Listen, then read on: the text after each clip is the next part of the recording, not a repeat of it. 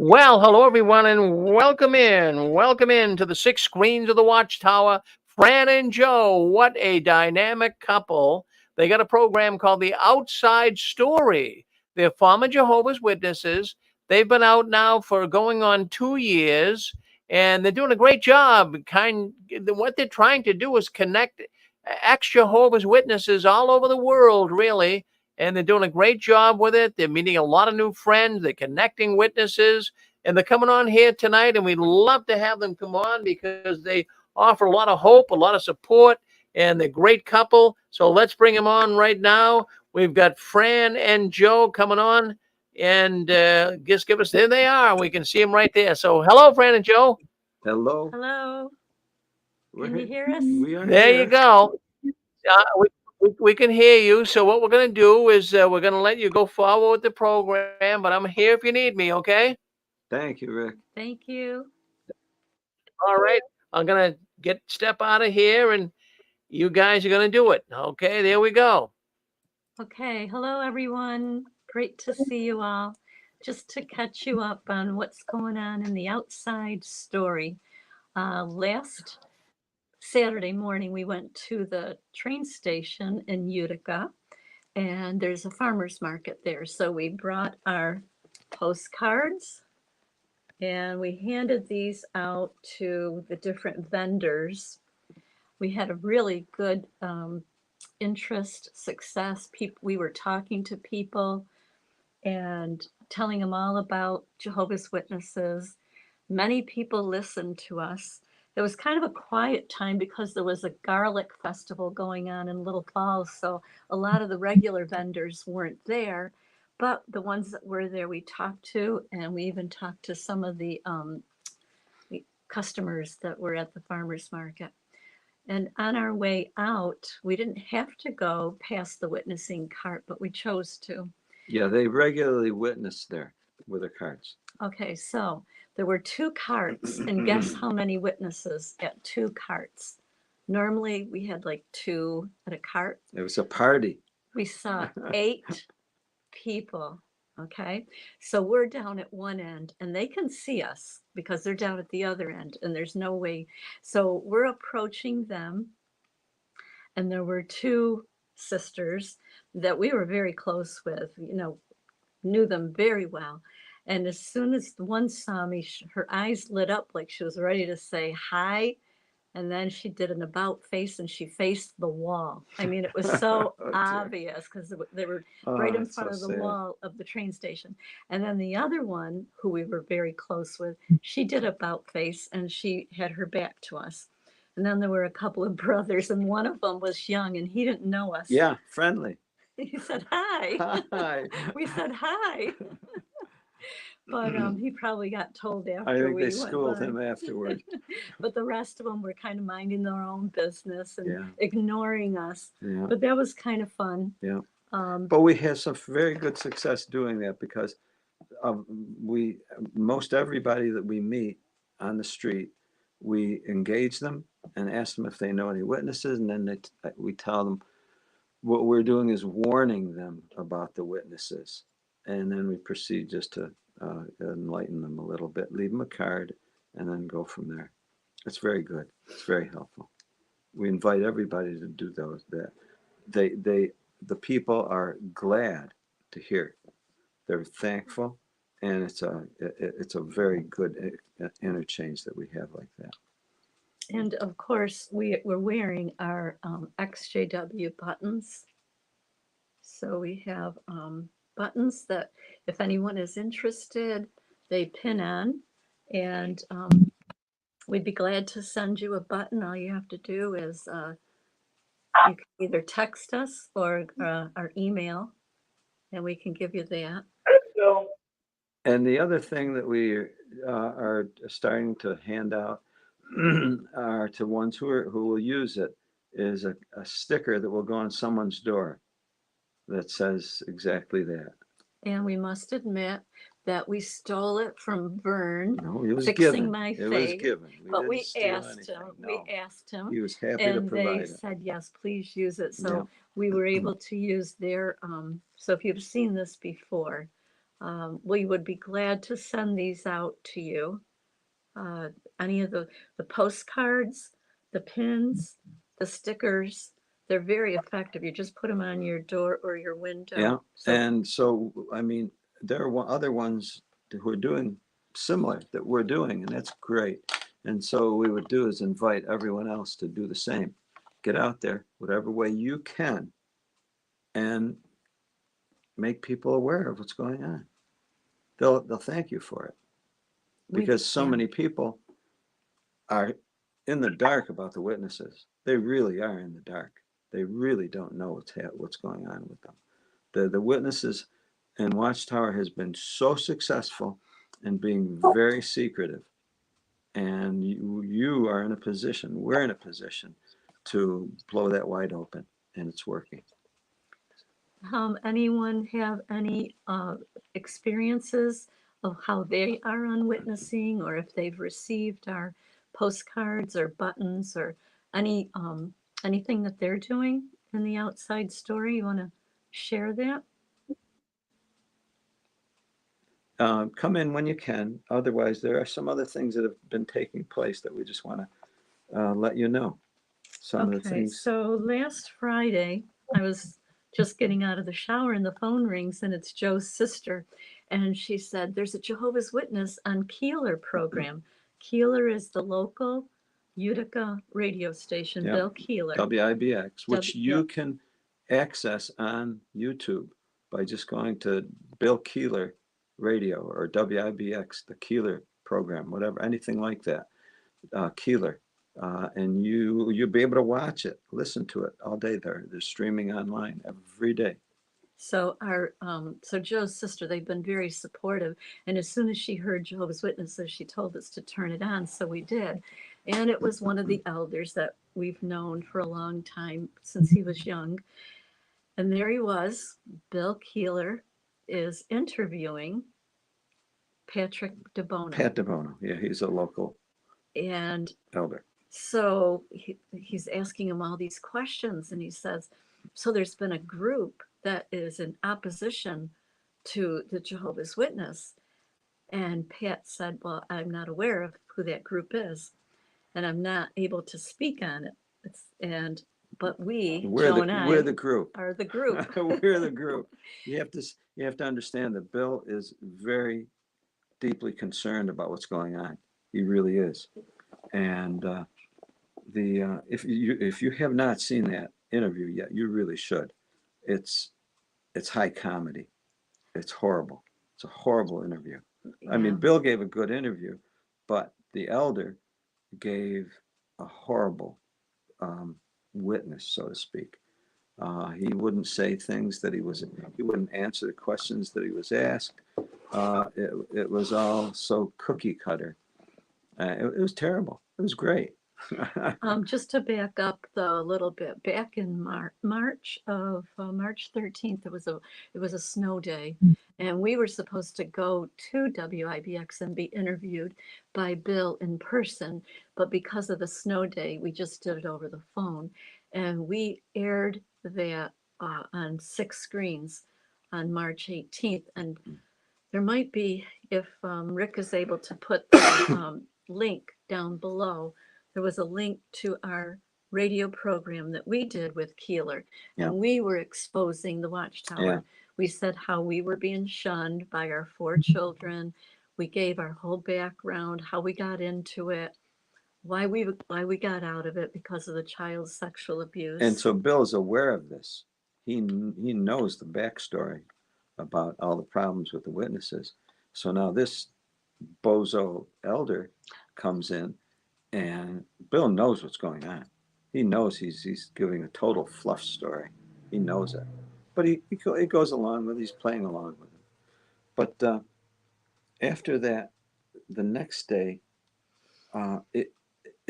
it was that on, interview yes, was on at least 2 Alt or Worldly. 3. Alt Worldly was the first one. Yeah. He was the very first one. Jake did a commentary on it, and he played the whole thing.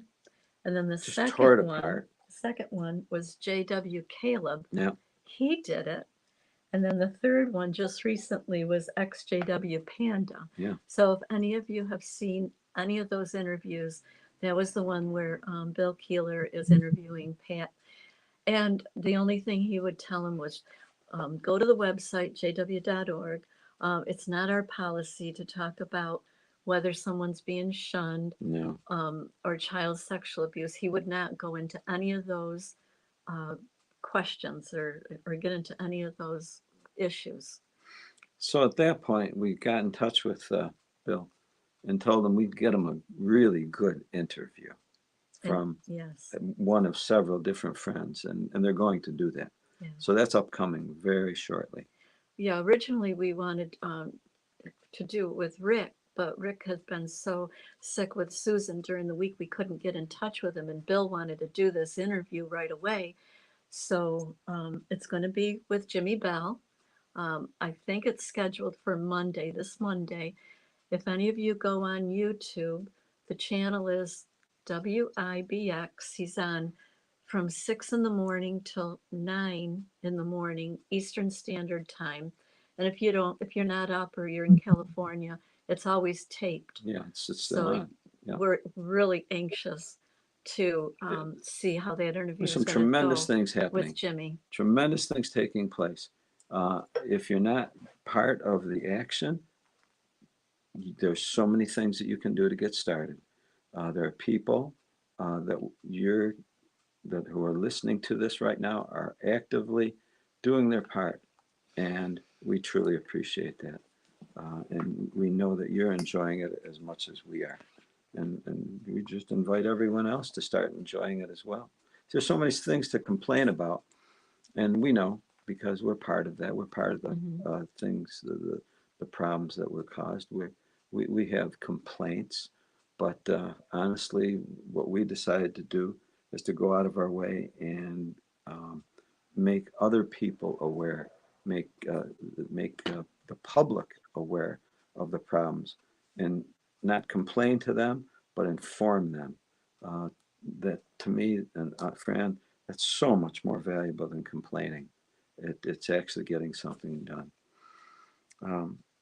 I especially now with what's been going on with Selena, this is so interesting. I have to relate this to something that I'm not at all interested in. I'm not a sports guy. I don't follow sports at all, not in the least. But I do watch people who follow sports. And what guys and some women seem to like to do is to pick sides and pick a favorite and then build it up with others and explain why their team's going to win or why the other team's not going to win. I guess you call it quarterbacking or whatever. You know, everybody has an absolute opinion about their team and the other team. And my attitude is, you're not going to know until they play the game. What are you doing ahead of time? And I think what people are trying to do ahead of time is to legitimize and validate their judgment and their desires and their biases. You know, they want to be right. I want my damn team to win. And here's why they're gonna. Because whatever. And in fact, they're so emotionally connected into it, they do what's called bet. And you all know what I mean. They put money on it. They'll put money down on it because they feel that strongly about it. Well, that's all very interesting. I guess it's great sport for them. I don't follow sports at all, but people do. And you know that because a lot of you folks do, which is great. It's your business. And what it seems to me is people are doing the same thing with Selena, is that they're viewing her as like a new team that came on or a new star or whatever that hits the scene. And now they're all trying to figure out something about her. And I suppose you can even place bets on her if you want. Really, I mean, because from everything that it sounds like, you're all ready to place bets on her. But that's a waste of time. Rather, the things that are taking place are so beneficial. She's being interviewed. We're finding out more about what's going on. And honestly, I don't know any facts about Selena. I don't have evidence. I don't need evidence at this point. I need to listen. I need to keep listening. And you all do too. And I truly appreciate what's happening, what Jimmy's going to be doing, and anyone else that does. And incidentally, if 10 more Selenas came on the scene in the same way, as dramatic or outlandish as she did, do you think that would draw positive attention or negative attention to the Watchtower? I know if I was a public person who had a family and saw something like that, and I would say to my wife, did you know they have those kind of problems with that organization? Well, I'm not gonna give them any time. I'm gonna keep my kids away. We're not gonna have any part of them. So what I would say is, even if she happens to be a Watchtower plant, how could she possibly be doing anything beneficial for that organization? I don't know. I don't know how. The attention that's being drawn is nothing but favorable for the exposure of all the evils that organization is doing. I don't think it's necessary to cast judgment on her at this point. I don't see what that would do, aside just being a waste of people's emotional effort.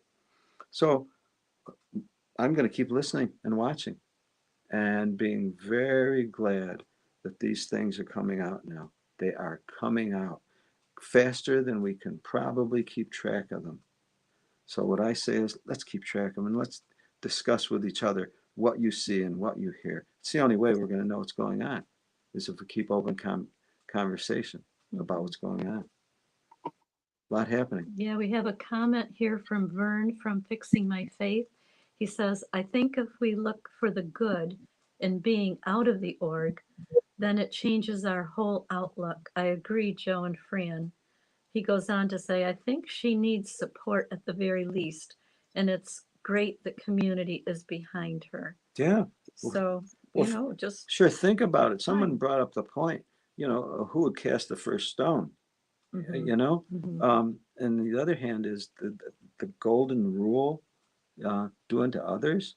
What if you were Selena? How would you like to be thought of, treated, and handled? Something to think about.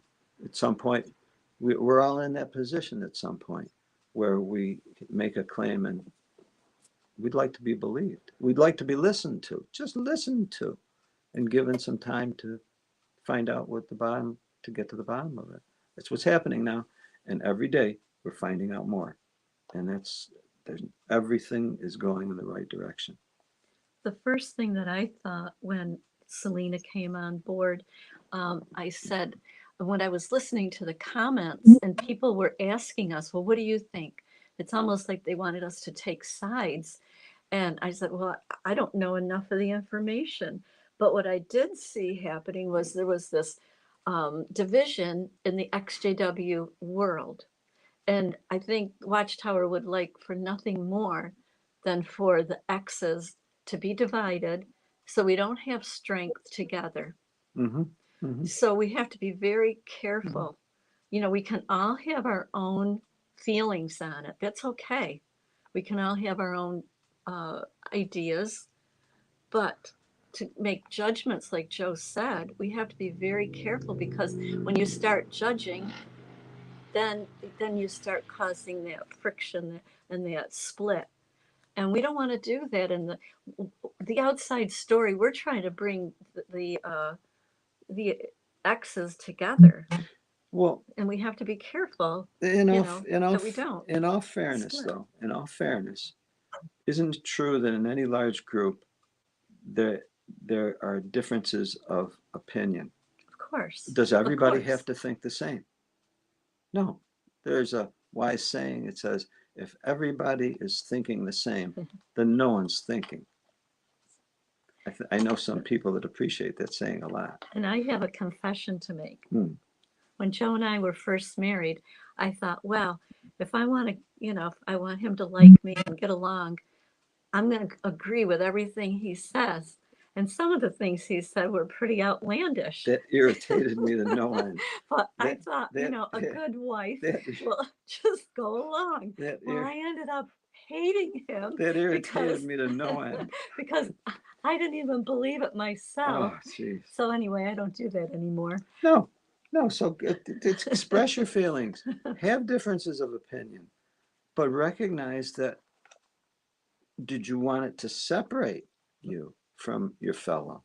And if you do, you do. In fact, this is very interesting. If you put, like, let's say 100,000 people in an area, do they all have to live together? No, they're all No. going to have different tastes, different views, different this. What usually happens, and there's examples of this in the Bible, it's the tribal arrangement where different tribal heads, there are family heads or tribal leaders that were over a group of people, like-minded people. Maybe they looked the same, they talked the same, they smelled the same, they ate the same, they valued the same, and they were a tribe, a group of families like-minded.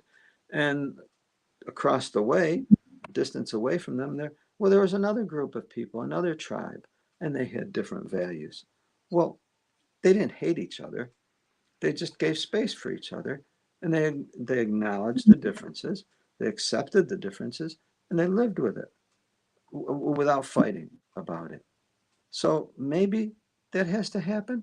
Maybe there's tribes that are coming out of the organization, or excuse me, out of the X's. We don't all have to think the same. Of course not. It's totally unnecessary to all think the same. But I think what you really have to be careful for is we don't need to make enemies of each other. I mean, that would be a total defeat. No. No one has that many friends that we need more enemies. Right. And Vern also said one of the hardest record we have to scratch is XJW's judging. Mm-hmm. We were all taught to judge by the organization, so it comes natural. Yeah. So. Yeah, we don't need to do that. We have no need to do that. Sounds like someone wants to say something. Hello. Hello. Hello. This is Bob from Vermont. Go ahead. Can you hear me? Can you hear me? Just about. Go ahead. Go ahead. Okay, I'm just so happy that what's his name is out of the governing body. What's that guy? Tony Morrison. Uh-huh. Yes, Tony Morris. Yeah, I'm just glad that he's out of the governing body. Mm. He probably got in trouble by buying like $900 worth of liquor. Remember that thing? Yes, we remember. Yes. It's probably the least of his problems. Wait, I'm sorry, we didn't catch where more problems. Yeah. Oh, my dad says you can't trust the YouTube videos. Oh, my dad's the elder. So, no, it's right there. He was right there in the liquor store buying $900 worth of alcohol. Oh, you can't trust that. Well, I was to Phillips twice, so I'm just glad that moron's out of there. Yeah. Wow. That made me when I found it. Well, where did you say you're from? I'm from Vermont, originally from New York. I'm sorry, Vermont. Vermont, yeah. Vermont. And And we're great. we're from central New York near Utica. Yeah. Well, nice. Oh, What's like the city. I was born in the Bronx and moved to Queens. Wow. Oh, wow. Our favorite area. Your brother Grizzle Hello. from the Valley. That's a good. I liked him. I really did like him. He's a great guy. But that Tony Morrison, I'm just glad that he got out of there. I was when what time they called up and they called the Watchtower. What is that called? Up in the Watchtower in New York, upstate New York. Bethel. Is it Walk Hill. Walk Hill, Walk Hill. Bethel. right? I wanted to talk to brother Tony. Oh, you can't talk to him. He's so busy. I could talk to somebody else. I don't want to talk to somebody else. I wanted to talk to him. Sure. So now they hung up on me. So. That's right. No, Yeah. they don't want to talk. No. Yeah. No, we're going to see a lot of things taking place every day. And we just have to keep listening, keep watching.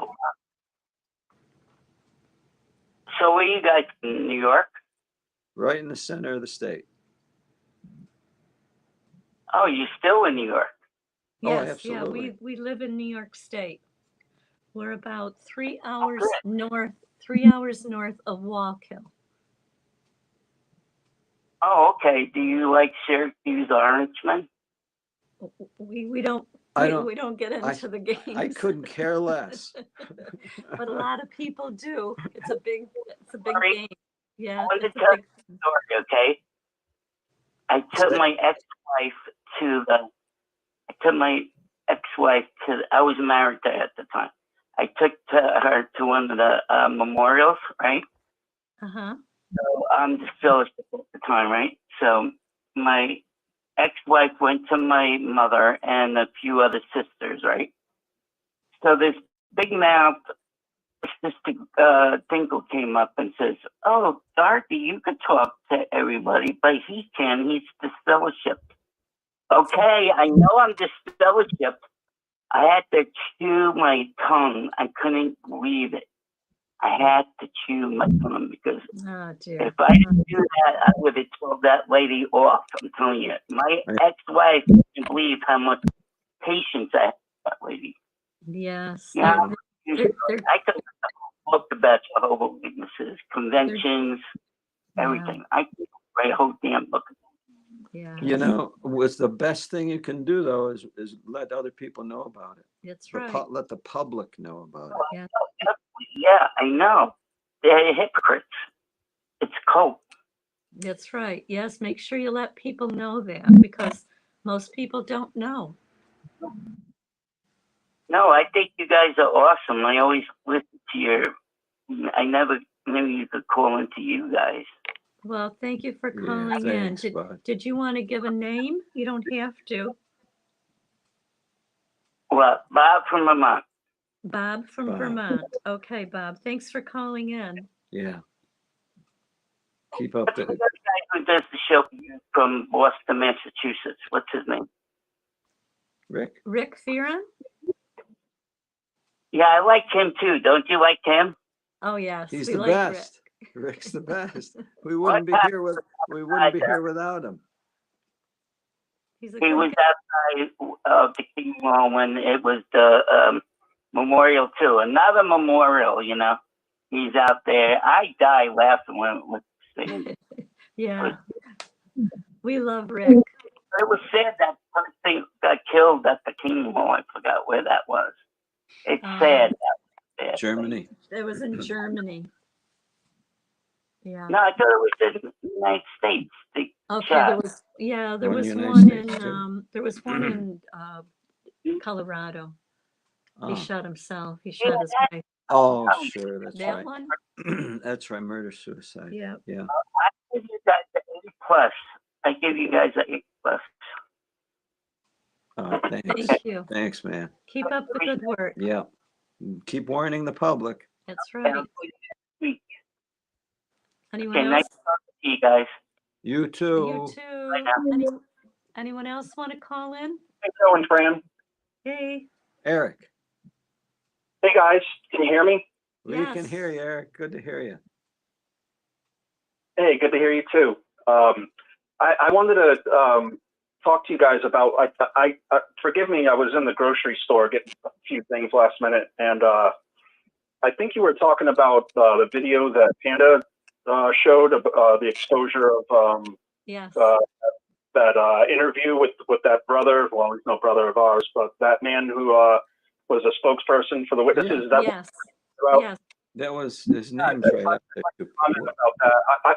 I watched that whole video without without Panda. Desiree sent it to me, and because I like to see things for myself before I right. Yeah. But he did a great job on it though. And the whole time I'm watching this, I'm like, liar. You're lying for Jehovah, I guess. Like every time he would say something, I'm like, lies, more lies. That's theocratic, Eric. Spiritual warfare, remember? That's Spiritual theocratic. warfare. He was That's all taught I can. well. Sorry, I'm talking over you. Oh no, he was taught well. He was taught well, Eric. Hey, Eric, he got more views. Oh yeah. He probably would be shocked because we know his sister-in-law, and his sister-in-law is out. Yeah. Matter of fact, his sister-in-law comes to our meetups. meetups. And she, the spokesperson. Yeah, we know who it is. Oh yeah, we know. And so his. Oh, okay. I didn't catch that part. I was in and out. Okay. Yeah. No, we know them. This is the local radio station that Joe and I were on, but this Pat DeBona, we know his sister-in-law. Well, we've got a picture of me sitting with him at a convention. At a convention. Doing the sound. When you get on, trying to connect the dots here. This is the same radio station. Oh wow! Yes. So yes, WIBX. You can look. You can. Yeah. Boy, did they tree the witnesses, didn't they? Yes. And so we are the group. We're that the group is speaking out against them. Here's the interesting thing. No kidding. I'm sorry to catch it late. Oh, That's okay. That's all So right. Eric, here's what happened. He didn't know. Pat didn't know that it was us. So I said, we must not have gotten our card. So we got his address and we sent him one of the cards. Yeah, so he should have our card now, so he should know Yeah, now he's up who to the group is. Now we got him up to speed. Wow. So he already knew. That's why he had the hitting questions then, because he asked all the questions. I was so impressed. These other guys, Robert Hendricks, they don't ask those questions.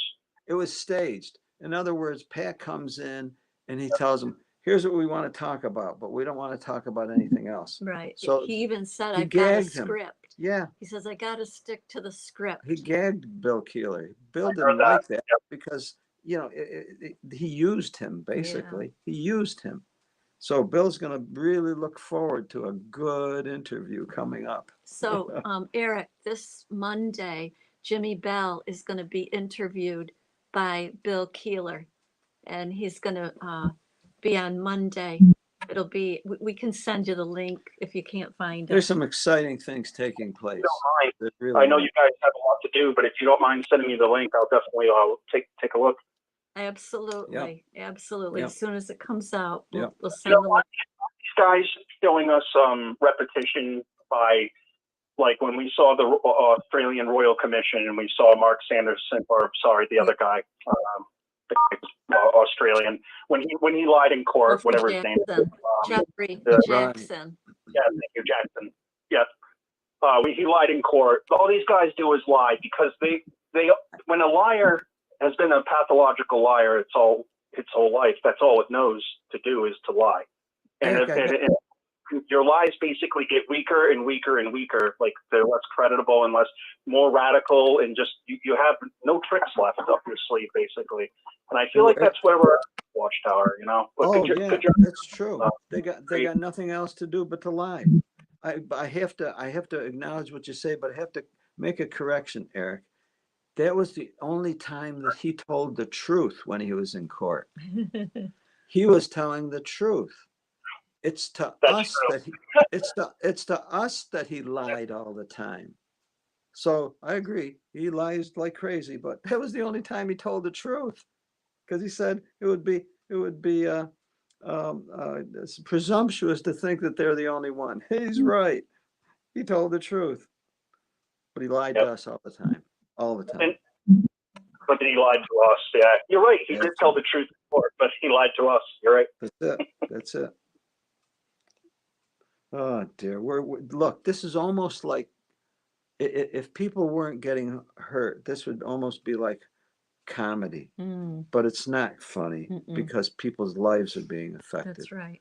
And the best we can do is what we and you all and others are trying to do, and that is to make others aware of what's going on, and to stay engaged and to watch it all play out, because it is playing out. It really is.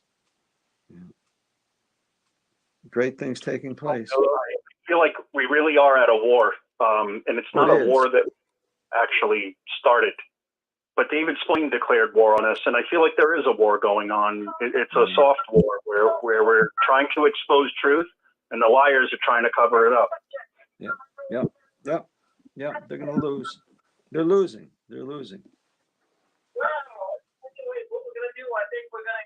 All right, I'll let you go. I hear some Rick in the background. I'll let you go. Thanks for talking to me. Great talking, Eric.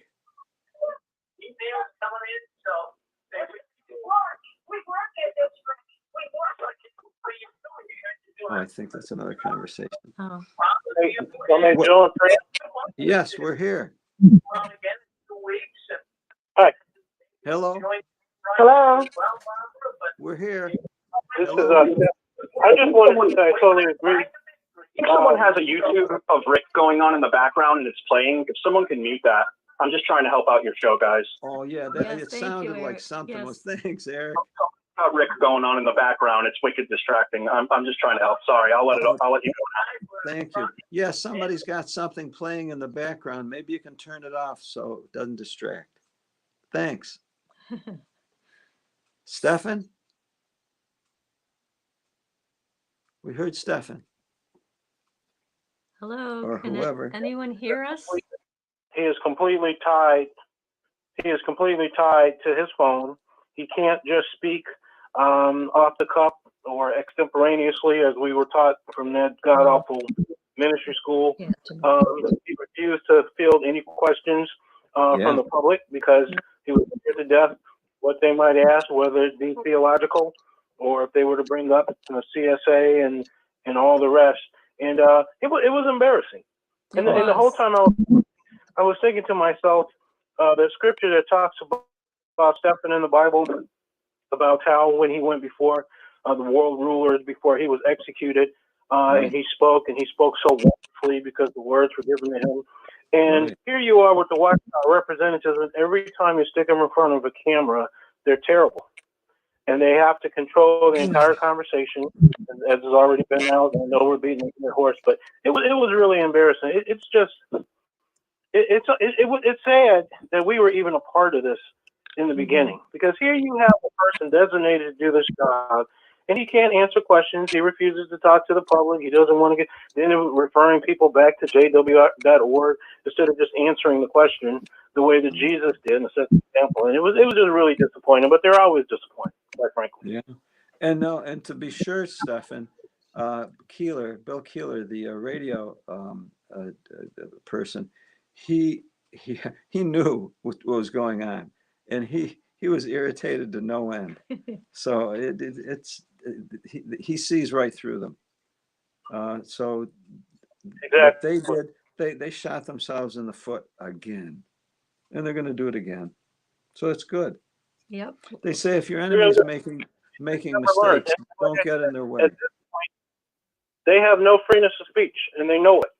No, so it's really futile to keep sticking yourself in front of somebody and trying to present yourself as a PR spokesman, and you've got all this positive, wonderful news about JWs to say, because it's a joke. It is. Well, I hope they don't stop. I got a question. Can y'all hear me? Yes. Go ahead. Hello. Hello. Hello. I have a question. A little bit. Can you hear me? Yes. Yes. Okay. I just have a quick question. It's kind of on topic, but a little bit off topic. Did you guys see that the Jehovah's Witnesses are bringing back the Sara Lee cheese danishes back into the, conventions where they're going to feed people the danishes? No. This is a joke.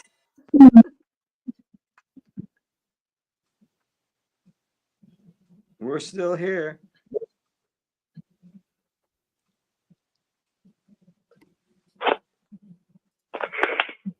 Oh boy, this is Tim. You ready? Hi, Tim. Hiya, Tim. Welcome to the party. Hey,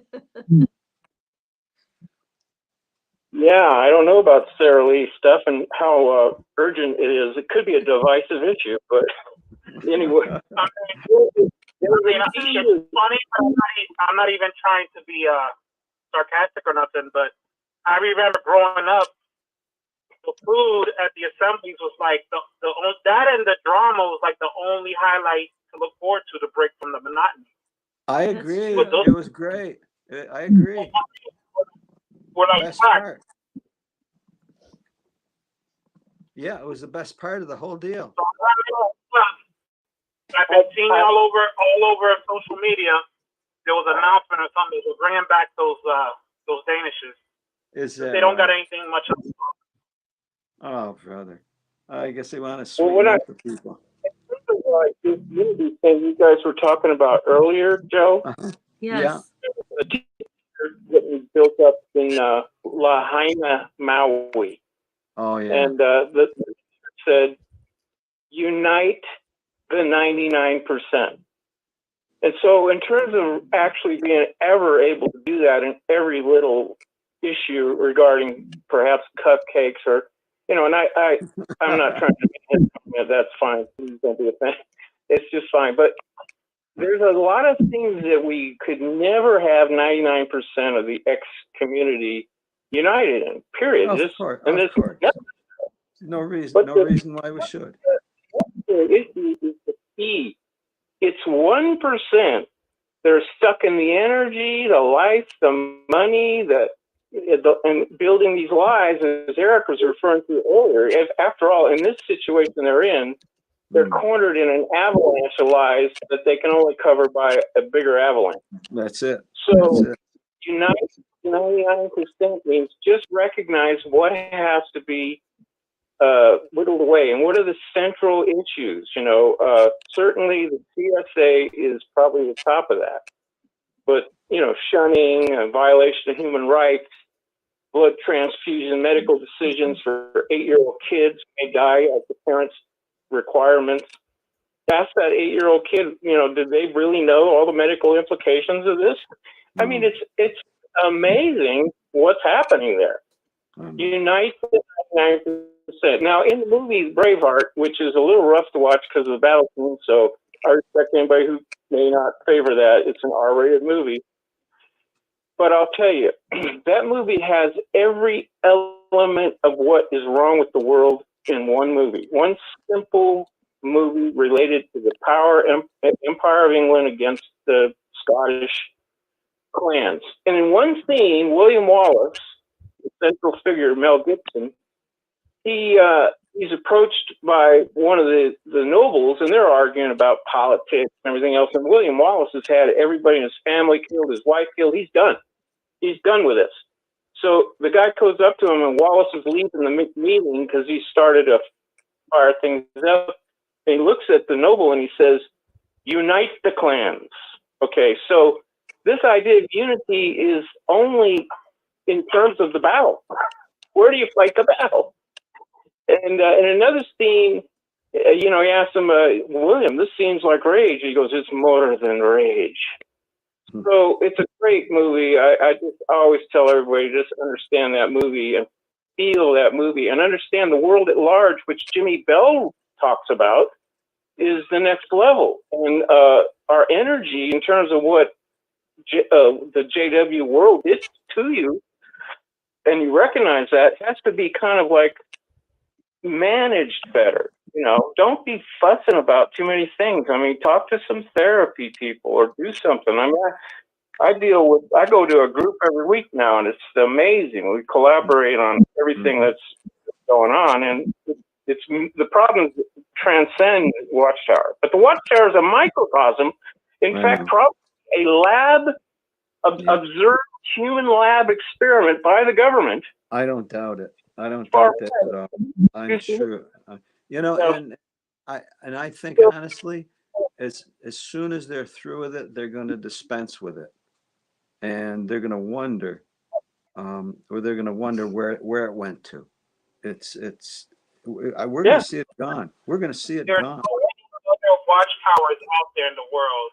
It's not just the Watchtower Society. There's just so many other groups we never even heard of. There's groups out there that are just as big as Watchtower that we've never even heard of that have all kind of weird beliefs and different things. Of course. What I find encouraging, and I don't disagree with anything that the previous gentleman just said, but what I find very encouraging is, as a person that's been out since 2015, I'm seeing stuff as a so-called, I don't even like to say XJW, but former Jehovah's Witness. I am seeing so many things happen in my lifetime that I never thought would happen. That's right. One of the big things is like there's so much exposure on regular mainstream media of how horrific this cult is. Yeah. And there's so many prosecutions, and there's so many countries now that are losing, where the Jehovah's Witnesses are losing their like tax exempt status.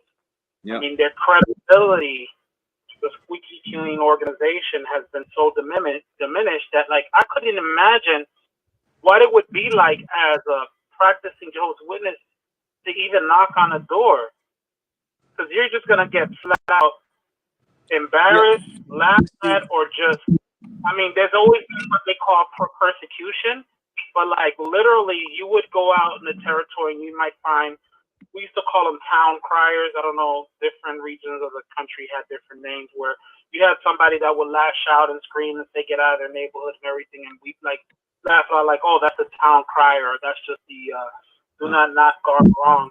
But like now it's like seen everywhere by not just ex-Jehovah's Witnesses, but just the general public as just a very predator, very creepy, very dangerous organization. And, you know, that has to affect their bottom line, their wallets. And so just like I've never seen this much animosity and angst by just the general public outside of former members, I'm also seeing them do acts of desperation with their weird, you know, videos and clips, cartoons. No, I believe they're lost. I believe the individuals, their identity is evaporating, and I can't imagine the conflict and confusion that the individuals are going through. I think of that for my children, with our four that are in. And, there's a lot of internal conflict. I can't imagine any thinking person. I can't imagine any honest-hearted, like actual believer or Christian could even, in good conscience, not be struggling with all the craziness that's going on in that group. And I think, like that last gentleman that said he goes to therapy and all that, I think that's the number one priority of us healing more than fighting. I mean, it's necessary. I don't begrudge anybody that wants to fight them, but they're doing such a great job of destroying themselves. I mean, they say don't ever get in the way of your enemy making a mistake. They're making a lot of mistakes. They can't even keep their own governing body, you know, on the same accord. That's why they had to, like, you know, put Anthony Morris in hiding. So it's crazy. That's why, you see, we're in a wonderful position to watch this go down. And the greatest thing we can do is stay supportive of each other. We don't need to go taking sides. I mean, we can analyze, we can be criticized, but to take sides, it's so counterproductive. It is so counterproductive.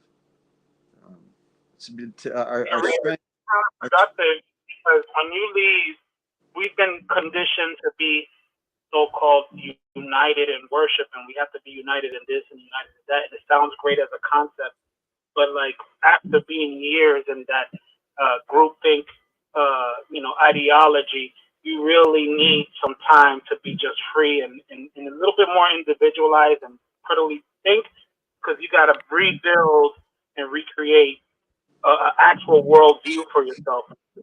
Perception. And it takes time. Maybe in a jungle time. I agree, you know, and we are even seeing that there are ones who say they have to take a break from the XJW community, and it's understandable. You know, they need their space, They need to establish their own thinking and their own life, and that's to be commended. So, what I would say, if you're finding it difficult to breathe in amongst the X's like you are now, what I would say is just take a step out. Look into the world. There's a great big world out there, and I think you're going to find the kind of life that you're interested in. We all have something unique that we value, and sometimes we can harmonize with it, and other times we won't harmonize with it, and that's okay. Hey, Joe. Hello. Here's something that Selena brought up. And she was talking about and actually suggested that the people that got her TikTok canceled was at the XJW community. Uh-huh. And that may or may not have to play out. But she identified the thing about when you leave, you still have black and white thinking. It's entrenched mental perspectives that were into you while you were in. So you take some of that out, and that's the kind of, you got to kind of breathe that away. Yeah. Take some time, relax, make sure about your thoughts, and don't get too riled about all stuff. Well, in all fairness, though, even if someone who's never in that organization, they're still gonna probably die with black and white thinking. Not everybody has the openness of mind to analyze the full breadth of a situation. For many, it's just simply too complicated. They have to boil it down to a black and white. Otherwise, there's too much turmoil in their own mind and heart. So many people just cannot handle a complicated situation. In which case, it's okay. They just need to probably separate themselves from it and seek their own peace. Well, I have a comment about the black and white thinking. Uh-huh. And one of the things that I've noticed, I don't know if anybody else is going to resonate with this, and it's an encouraging, positive thing. I've realized there are so many people that have been affected by JW that we have no idea, and some of these people that have progressed into other things in this life kind of use their station in the real world to kind of stretch awareness. I'm going to give you an example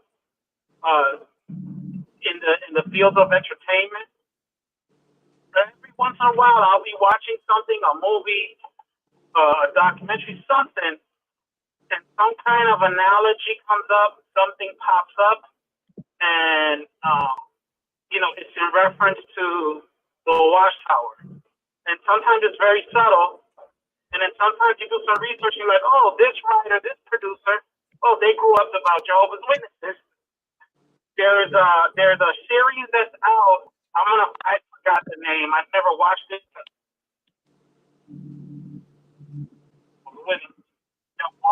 Won all kind of awards, and it's about a woman that is a principal at a local school. That's just one example.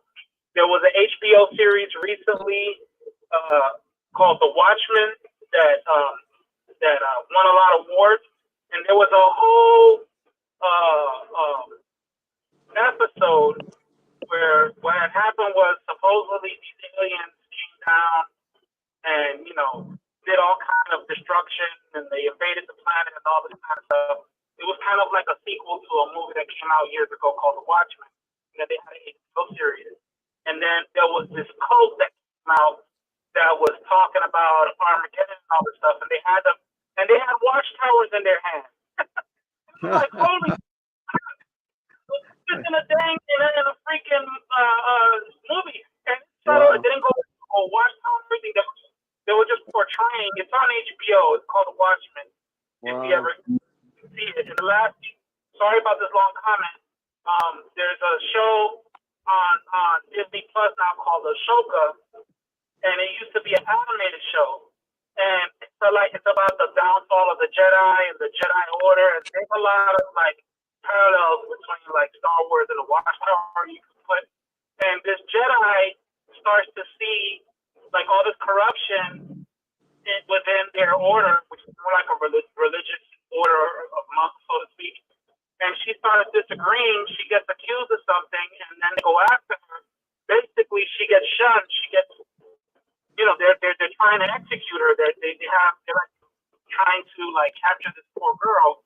And then when they realize it was she was falsely accused of something, they say, okay, you faced your trial. Now you could be a Jedi. You can come back to the Order, and she walks away. And from that show, they did a live action show that's on TV right now called Ahsoka, and it was like paralleling shunning from the Watchtower. And there's tons of stuff like Handmaid's Tale. So basically, what I'm trying to say is, I got to realize that we're just a drop in the bucket of people on the planet that are trying to break away from the lure of just having this group think. Even when we leave a cult or organization, that's something I think just humanity, especially this country, is just trying to break free from.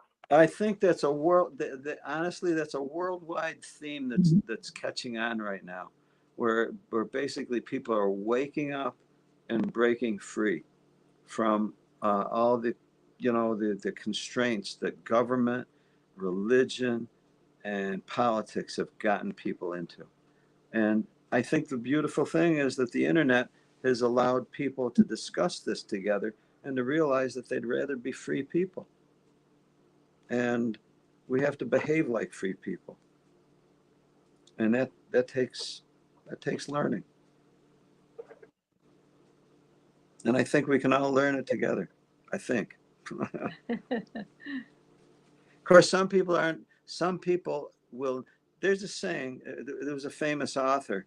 He said that there will come a time when a mass of people will gladly reach down and tighten the shackles onto their ankles, and they'll be glad.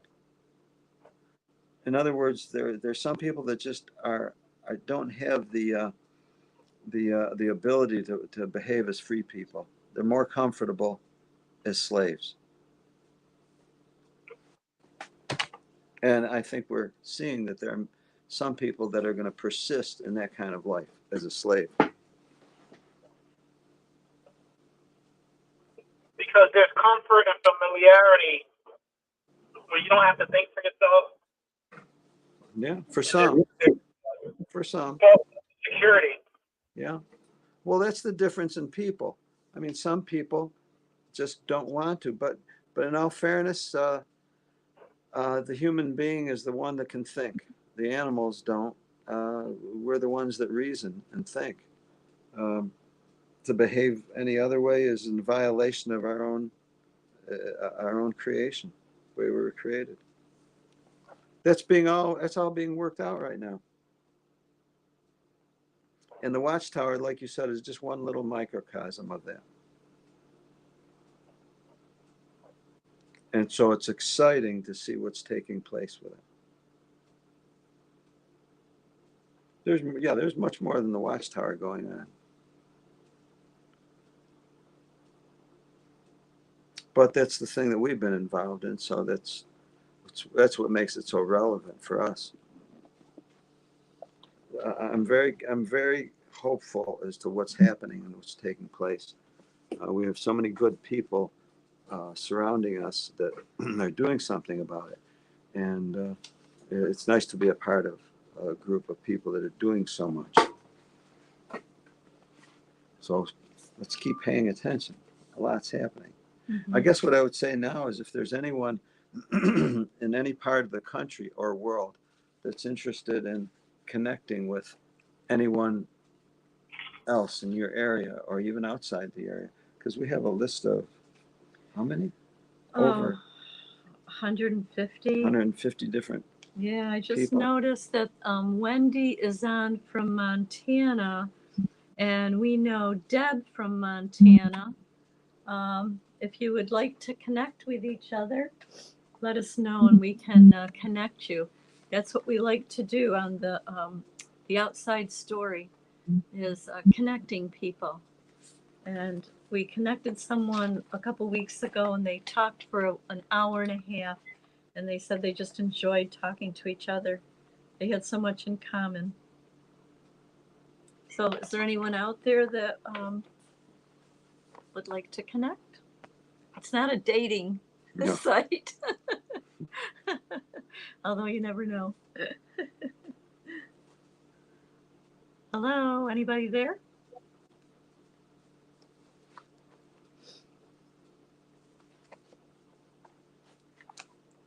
We had quite an interesting caller a couple weeks ago, and he was telling us a little bit about himself, and he knew the person that studied with us.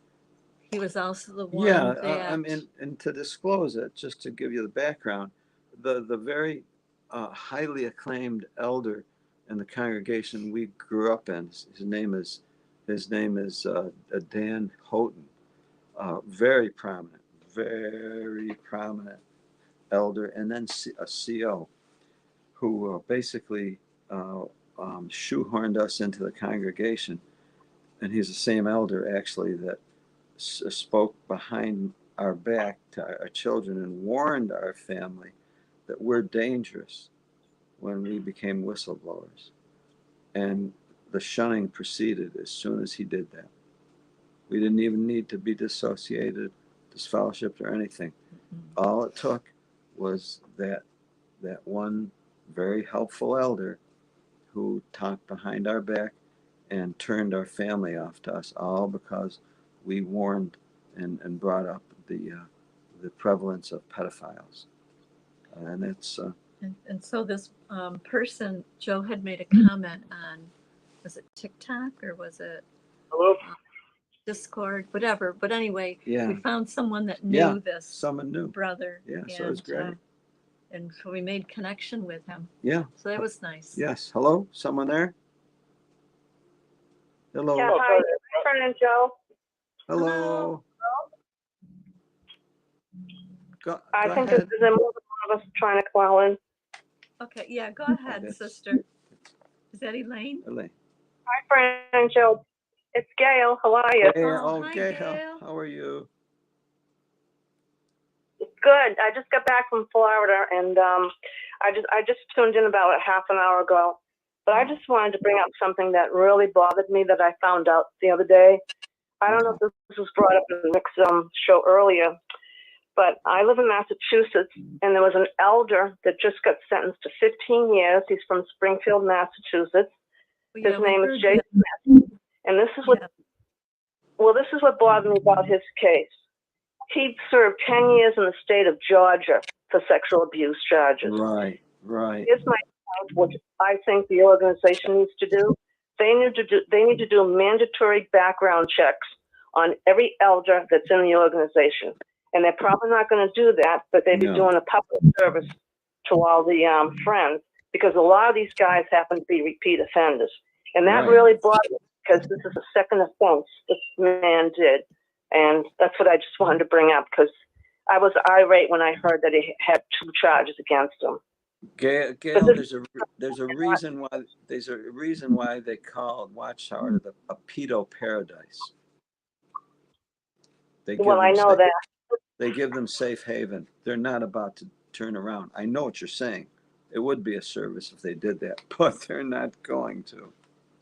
They're not going, because they're criminals. I know they're not going to, but they need to protect the public and the congregation, but it doesn't seem like they really care is right. But they don't. I'm sure the first one that's going to repeat offender.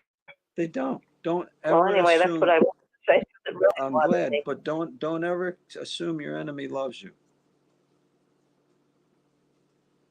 They don't. Well, that's the reason why there's prosecution.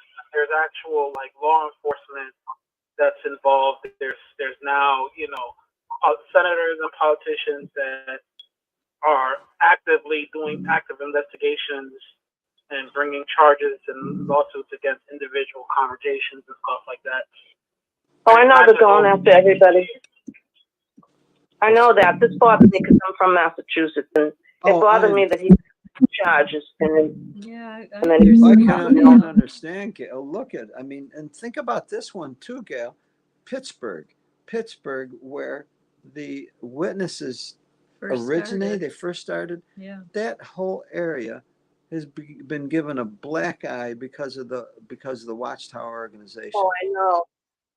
Now everybody's going to think of Pittsburgh as the home of the pedophile organization.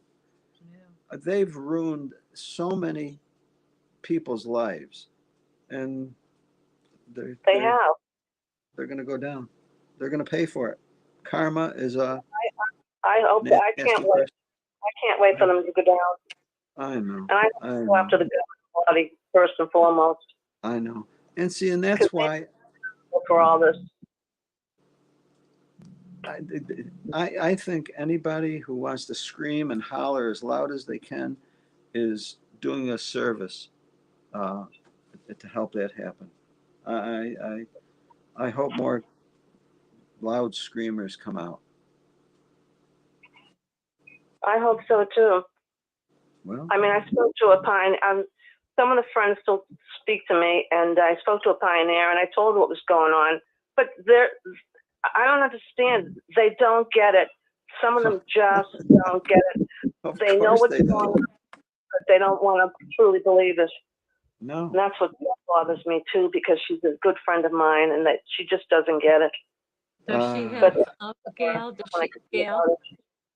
Does she have family that's in? Gail, look, we're at the point with our family. I know we've got 4 children, and now I have to acknowledge the fact that anyone or all of them don't have any of the same values that we might have, or that they might not have the same values that we had as they were growing up. I just, it's nothing that I can control. I have to acknowledge the fact that they're their own free moral agents, and that's the way life goes. Yeah, that's true. It's still sad though.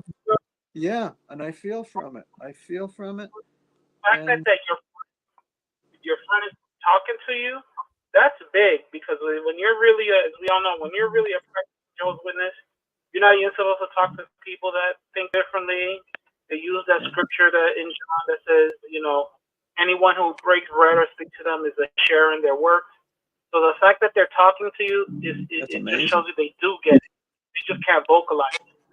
They're going through an internal struggle because they're talking to you. Because if they were still drinking Kool-Aid, they wouldn't talk to you. So there's I'll tell you something about myself. When I was in Florida, and this is a true story, I went and I stayed with a sister. She's 80 years old. She's got dementia. Now, I haven't seen her in 40 years. Why did she call me? She told the elders in Mineola, Florida, that she trusted me out of anybody, and that I was going to come and take care of her, which I did. She knows my stance. She knows I go to meetings, but I'm not shunned or disfellowship. And I spoke to her about my feelings, but she didn't bat an eyelash about it. She seems like she understood. And I don't know what's going on, but I have 3 active sisters and 1 brother that talk to me. They know I don't go to meetings. They know how I feel. I tell them it's a corrupt, lying, hypocritical cult, but they still talk to me. And I don't know why they do, but when they need help, they contact me. And they tell me they love me. So what's going on with this? But I never saw an elder when I was with her, with this particular friend of mine. She's 80 years old. She's in a huge, beautiful home. I don't see anybody coming to help her. And I said that to her. I go, don't you think God directed me to come and help you? And where is everybody? And you're all alone. You shouldn't be alone. I don't know if she's got Alzheimer's or dementia. And then I felt bad that I had to leave because it's not my responsibility to take care of her. Right. And her daughter lives in Massachusetts. So I told her daughter, I said, look, you need to come to Florida and take care of your mother. She stopped going. Her husband stopped going, but she's afraid to tell her mother. But I didn't tell her mother because it's not my place. But I told Carrie that I'm calling the 6 Screens tonight. I don't know if she did or not. But it's just a lousy situation. It really is. But Wow. I don't know. Wow, it's good that your family. These friends. I'm sorry. Go ahead. No, I said it's good that your family talks to you. You've got a very loving family. It's amazing. Well, I'm the only witness in the. I'm one of 6, and I have 4 grandchildren, 3 kids. None of them are witnesses, so it doesn't bother me that I'm out. And I don't care if they don't talk to me either, and they know that. It doesn't seem to bother them. I don't really care if they talk to me or not, because I've got my family. And I don't know. It's just a unique situation, really. I don't get it myself, but right now, I don't know. If I can help my friends, I'll help them, whether they're witnesses or not, because that's the way I am. Yeah, that's beautiful. So that's beautiful. Well, thank you. Thank you, Gail, for doing that. Yeah. We're all learning something from each other. We just don't know what it is yet. I'm not open with her. She wants you to move in with her? Yeah, I'm not doing it. No, it's not my responsibility. That's right. I love it. I'm moving in with it. No, no, you're you right. got your own life. You're right. You're absolutely right. I mean, the eldest wanted to know who I was because she hadn't seen me in 40 years, and I couldn't understand why she insisted on me coming instead of having someone from her congregation come. But she didn't even want to go to the meetings while I was there, so that was crazy. Oh, dear. Crazy things are happening in the world today. The Watchtower has complicated people's lives so badly. Look, it's complicated most people's lives where they're going to die and not even understand what happened. They're going to be at that point. They're not even going to understand what happened. Yeah, that's true. Some of us are going to figure it out and do something about it, but many people, they're going to be so totally. Well, I have you online. I need to talk to you offline if I can contact you, because there's a movie producer that does videos on shunning, and I was going to contact him, and I was going to see if you were interested. He's a movie producer, and he does documentaries on people that have been shunned. So I was thinking of getting in touch with him. Wow. So I don't know how you feel about that, if you're interested. Check it out. Yeah. Okay. Yeah, call. Sure. Call. He did a great documentary on a woman who was shunned for her whole life. That she was starving to death, and nobody came and took care of her. And he did a video on her. Wow. So I watched that, and then he did another video on shunning. So I said, I'm going to get in touch with this guy and talk to him about the shunning policies within the organization, and see if he'll do something, a documentary or something.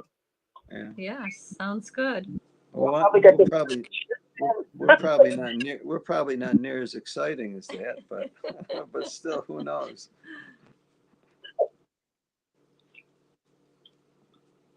Well, just to get the word out, Oh, absolutely, that's what it does. That's what we're doing, that's what you're doing. Yes, call us on it, Gail, please. I have a question. I will. Thank you. Thank you. Debbie Moore is in the chat. Debbie from Nebraska. And a couple weeks ago, maybe a month ago, there was someone either who called in or who was on the chat, and they were from Ogallala. Am I saying that right? Ogallala, Nebraska.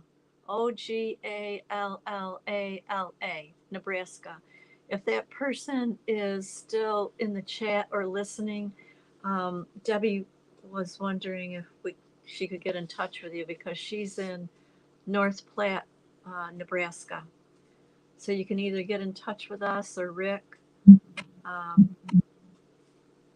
We're looking for the person from Ogallala. Ogallala? I'm not sure, but I think it's Ogallala. Ogallala. Anyway, spot on, Fran. You are my family. That's right, Debbie. We're all family. A lot of us lost our family, but we've taken on children and mothers and fathers and aunts and uncles. So that's what we're here for. Hi, Joe. Hi, Fran. Hello. I heard a sister Hello. first. Hi. Hello. My name is Cheryl, and I'm calling from Colorado. This is my first time to call. Welcome. I wasn't sure when to hit the unmute, so I wasn't sure how that worked. But it confuses all of us. You did good. Go ahead. Okay, thanks. Well, I just wanted to call and share a positive experience about connecting with an XJW. I was baptized late in life. I was raised as a Lutheran and had been inactive in my church for many years when I started studying with the witnesses. So I became a witness at age 36. Wow. And I was in a high control abusive marriage at the time, which what's funny is the elders into staying with him regardless of how I was being treated. And I chose at the time, I wasn't baptized, but I chose at the time to leave that relationship because I saw how it wasn't going to be good for me or my children. But the funny thing is now I realize what I did is I just jumped out of one high control relationship and went into another one, which was so true. That's true. So true.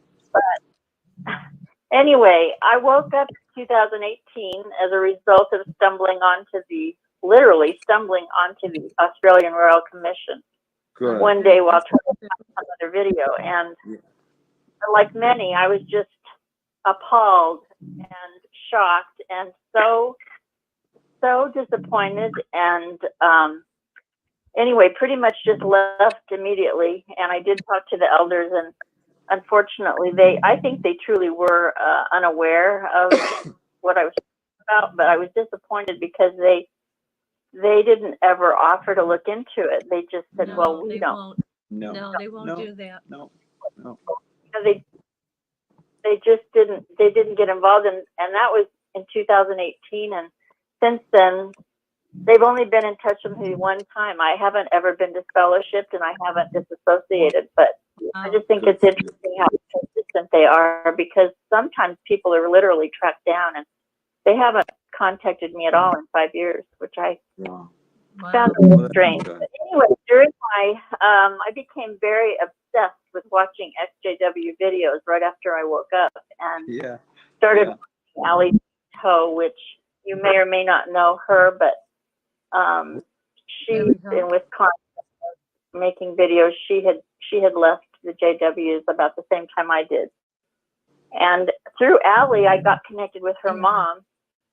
And we just became fast and furious friends. And in fact, she came to visit me a few months ago, and we stay in touch all the time. And I'm just so grateful because I lost a lot of friends as a result of my leaving the organization, and God blessed me with another good friend, and I'm just so happy. And so I want to encourage people to do that because it is a very positive thing that I've experienced.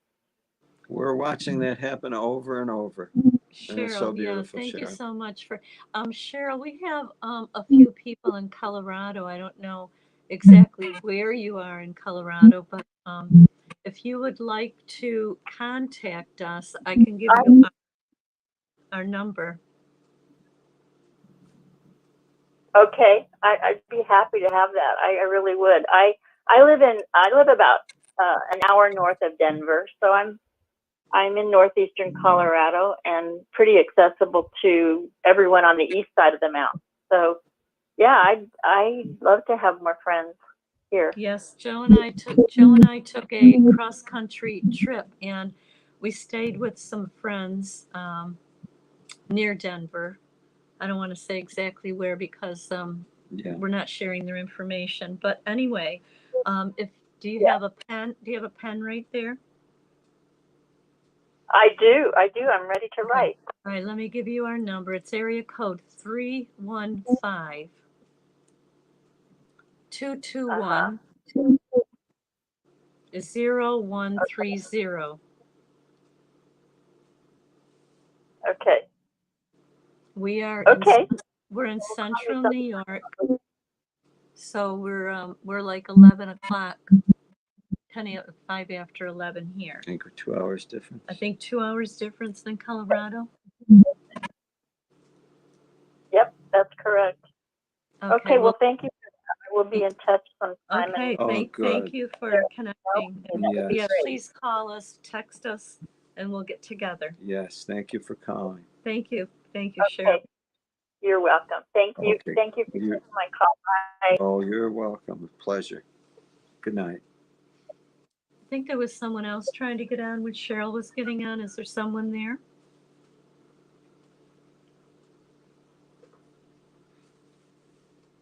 Hi, Brandon, Joe, Stefan again.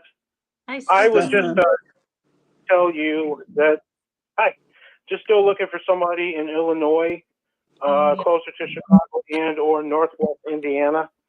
So if you find somebody in that area, let me know. I know that you mentioned another person, and they are, I don't know, maybe like 5 hours away, so that's not really feasible. No. Oh, yeah. Well, if anyone is listening, Yeah, okay, yeah. please, Yeah. Illinois. Yeah, anyone now here from Illinois? It's a big Or- state. Or where else? So you said Chicago?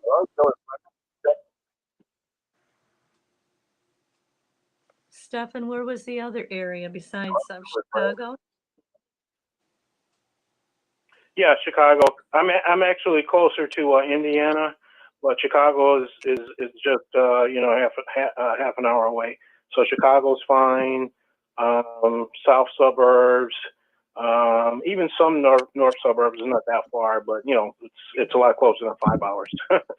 Okay, Yes. we will keep a watch, and if there's anyone out there now, if anyone knows, just give a holler. Yeah, the best. What's that? Hello, Joe and Fran. Hello. Hello. Hello. Hello. This is Sparky. Hi, Sparky. From north of Atlanta. Yes. First time calling in. Just wanted to say hello. Oh, well, I'm so glad. We love you. Yeah, love y'all. We had the best time with you when we were in Alabama. Yep. So how And you doing? I just want to say I agree with everything y'all said about Selena, and just waiting to see how it plays out and not making any assumptions. Right. It's very wise. Yeah, I mean, think of if we. Hope everything's gonna turn out well. Yeah, well, I mean, everything that's happening is going, in favor of exposure of what's going on, and that's what's needed. It's working. It's just working. I agree. Mm. Well, I'm enjoying the show. I came in about 35 minutes late, and I skipped a bunch to get where I could call in. I'm gonna go back and watch it later, but I just wanted to say hello. And I'm so glad you called in, Sparky. How's the weather doing there? Oh, it's raining right now. Raining. Is that part of that hurricane? Yeah. Huh? Is that part of that weather, that hurricane? I don't know. I've been so busy I haven't watched the weather much, but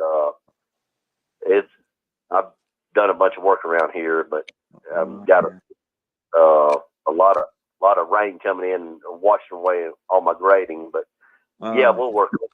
But I just wanted to say hello to both of you and let you know I love you both. And we love you too. And you call us when you can, and we'll do the same. Yeah, we'll talk soon. Okay. Bye. Love you. Good work. Thank you. Love you. Thank you. You too. Bye. Bye. Bye.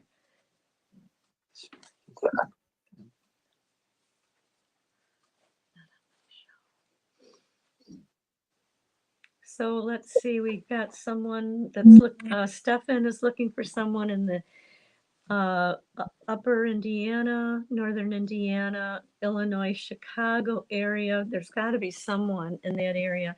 There will be. And we've been having our meetups this week. It was we had a few, not too many, but it was nice. We always have something going on. So we do a meetup every 2 weeks. And in 2 weeks, we're going to have one of the friends is going to travel from Elmira. So that's quite a distance. She's going to come to our meetup, and we're so excited that we're hoping that we have a great crowd to welcome her. How about anybody else? Does anyone else do meetups, or you want to connect with someone?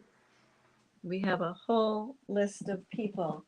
I have a little black book of names and also a book that goes by the state, because if I can't remember the state, then I can, if I don't remember the name, then I remember the state. Yeah, and at some point, for those that are willing and interested, we want to come up with a directory of friends across the country and even in the world, so that it's like a little phone book, so that you can look up friends by state or whatever.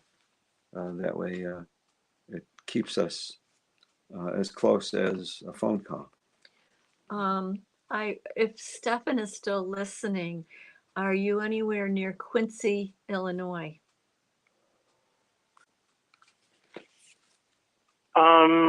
No, I don't even know where that is. That sounds like that's probably really far. I think that might have been the person or the family's contact information that you sent me a couple of weeks ago. Okay, yes. 5 hours away. Okay, 5 hours, yeah. Okay, we'll keep looking. Yeah. Okay, I know you will. I know I'm in great hands. Thank you. We are. Thank you, Steph. Really. Yeah, we wish we could come and visit each one of you, because our road trip, we had it was so encouraging. It was good. We enjoyed meeting all the friends, and we have our map of the United States. It's a full map that we keep in our shop. And when any customer comes in, we always tell them about our road trip, the fact that we're XJWs. Oh, here's an interesting thing. A couple experiences we've been having. When we mention that we're ex-Jehovah's Witnesses, they ask us, so what religion are you now? And we say, well, we're not any. And we tell them about our family. And then they ask the question, can we pray with you? Yeah. So yeah, what do you say, Joe? Well, it gets to the point where, they recognize that, we're God-fearing, we're spiritual. And they figure, oh, well, let's all pray. Let's all hold hands and whatever.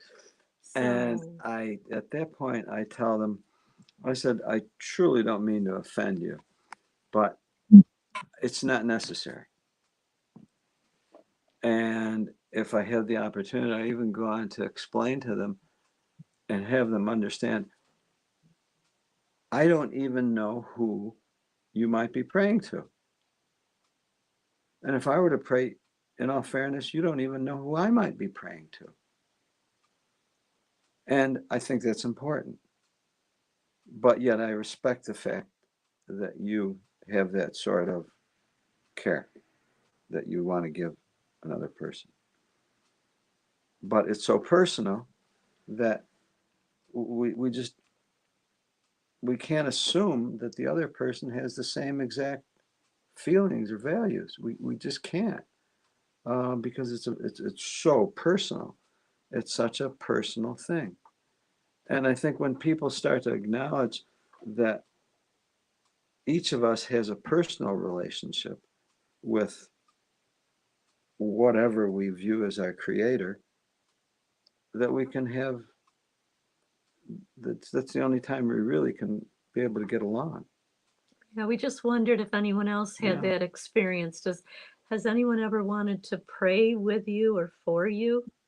Has that ever come up? I mean, it just came up like twice in like a couple days, and it doesn't normally happen.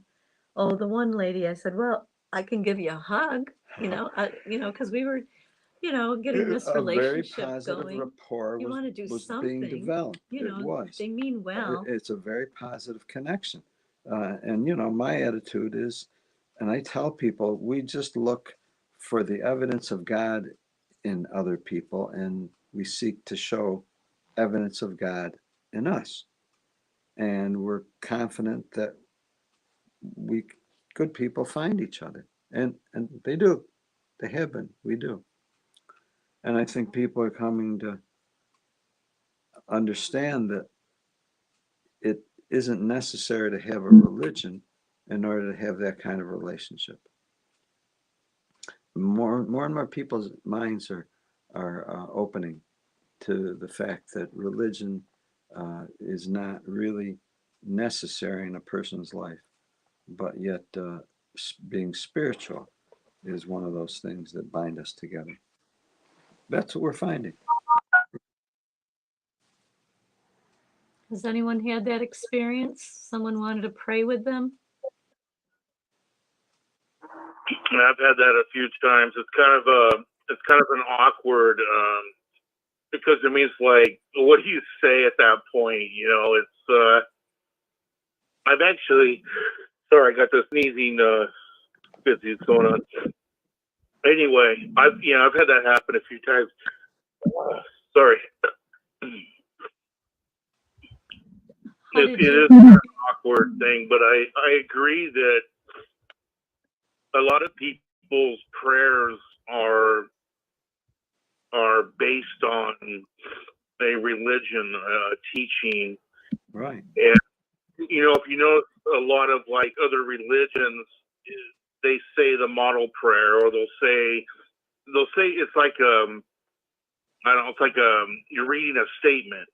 They'll say the same thing every single time. Where spiritual, it really comes from deep, from within yourself. It's completely different than a religious prayer, if I could say it like that. Yeah. And I mean, and the fact is, everyone's different with it. And it's like you got to respect what they feel, but then how would they respect what you feel if they don't even know what it is?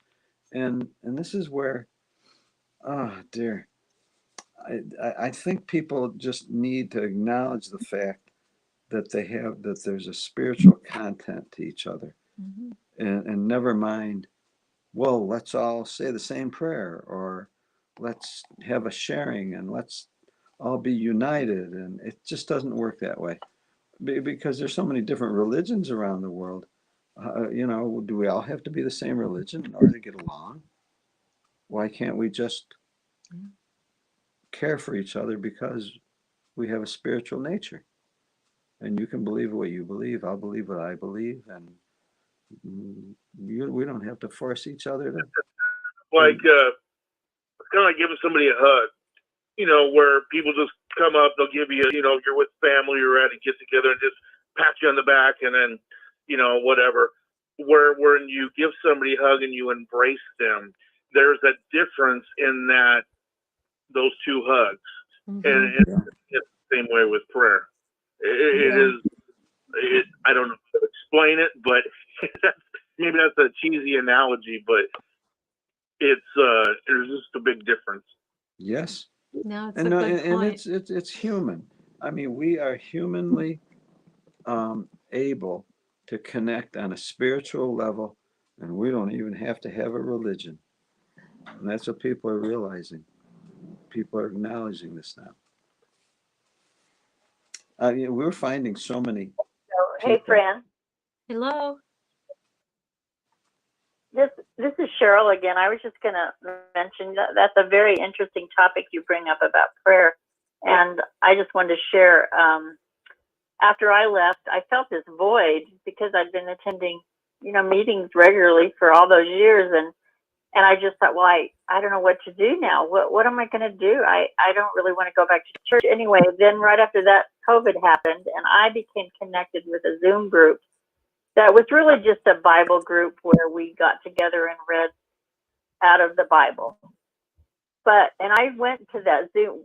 It was a pretty good group that was connected for a couple of years, and I went for a while. And what I found is that there was so much diversity in the group and most of them were ex-witnesses, not all, but a great majority of them were ex-witnesses. And we found that we all believe different things, which I just find fascinating, that we still come away with different thoughts about what we believe. For example, some didn't believe in the Trinity, some did believe in the Trinity, but at some point I started feeling really uncomfortable in those meetings because of that, because the people who led the meeting would pray before and after the meeting, and I don't know, eventually I left. In fact, it's been about 6 months that I stopped attending those meetings because of that very reason. I just thought, and it's not that I don't respect what other people believe, because I do.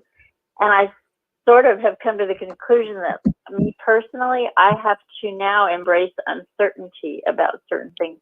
Whereas when I was a witness, I thought I knew all the answers. Well, now I find that I didn't, and I don't. And I just have to find my own way of expressing my spirituality. And it may or may not be in a group, but I probably will never attend a church again.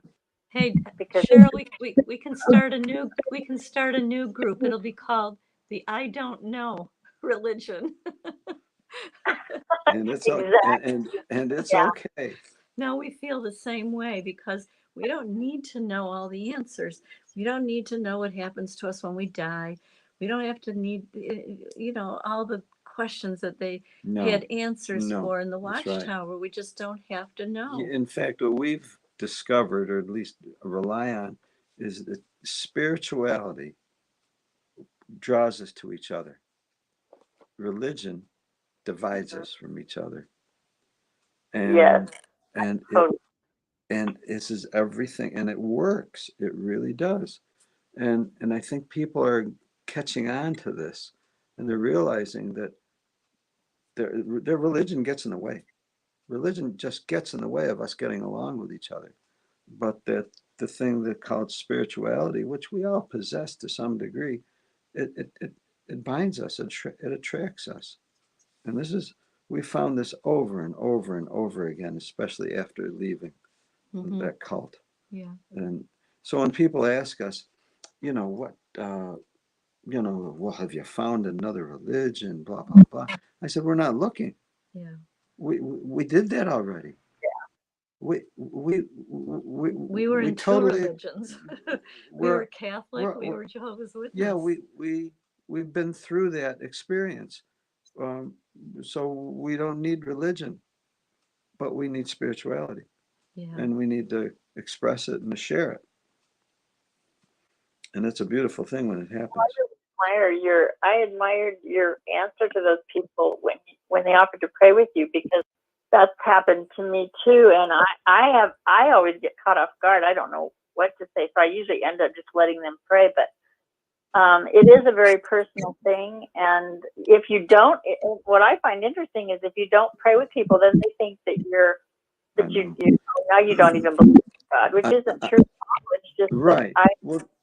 It's just a very awkward thing to have them pray when you, like you say, you don't know who they're praying to. Exactly. Well, see, that's where at least an assurance, I reassure them that I truly appreciate it, and I'm honored that you'd want to. Mm-hmm. But in all fairness, I'm uncomfortable, and you would probably be uncomfortable because we couldn't even explain our concept of God to each other.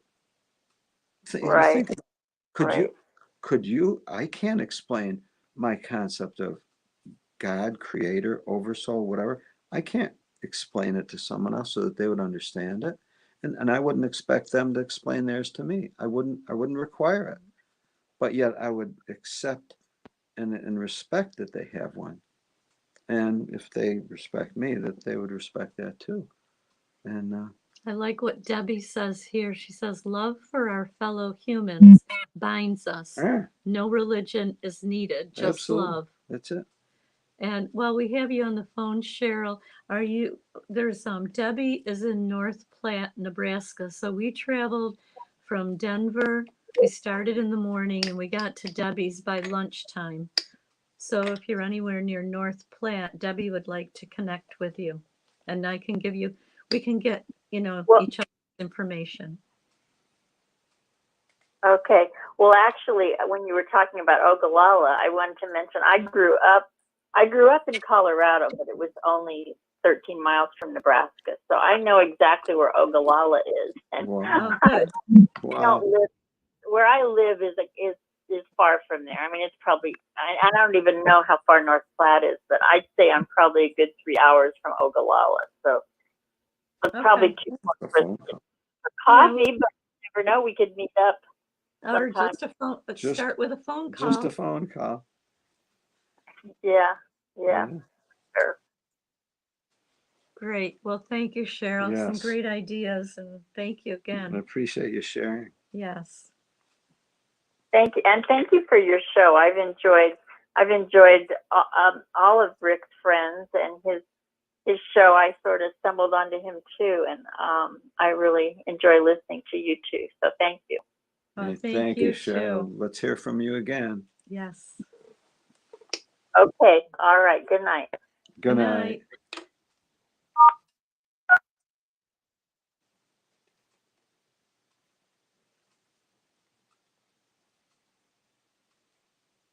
Is you guys still there?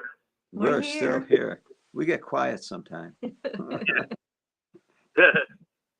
triggered a memory in me when I was probably a young teenager. I was out in service with my dad. It was him and I taking doors together. And he was professing to be of the anointed at that time. And we went to this door, and this older gentleman, I think it was my dad's door. And anyway, my dad was giving a presentation, whatever it was at that time. And the gentleman invited us in to come into his home. So we came in, and he invited us to sit down, and he just listened to my dad's whole presentation and whatnot. And so anyway, all of a sudden he stands up, and so my dad stands up, like thinking, okay, maybe it's time for us to go. And he says, can I pray for you? And come to find out, he was a Pentecostal preacher or something like that. And he put his hands on my dad's shoulder and started speaking in tongues.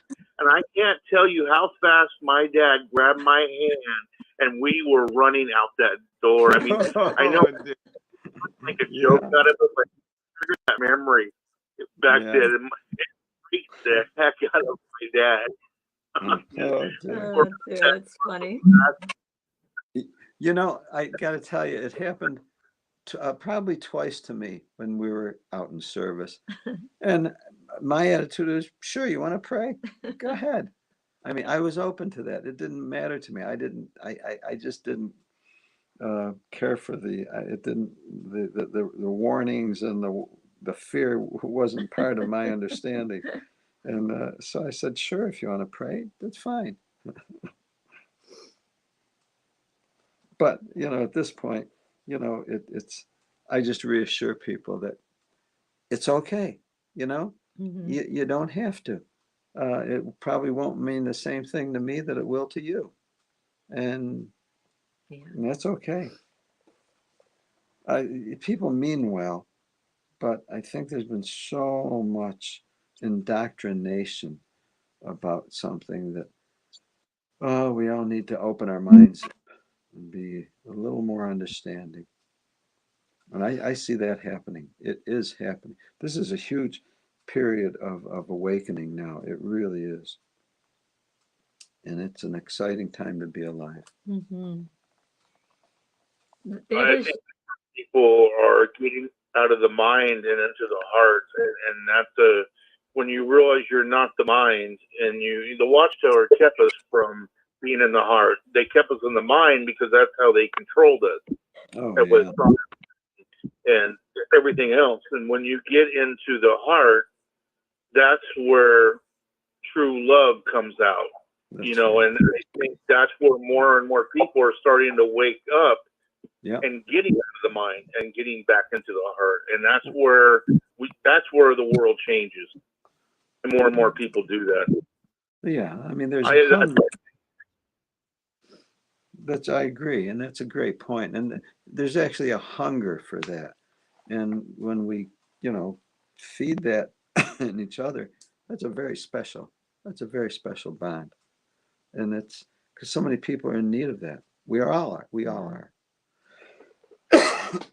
This is Daniel, right, Daniel? This is Daniel. Hi, Daniel. Hey, Good Daniel, to hear from Daniel. you. Good. It's been a while.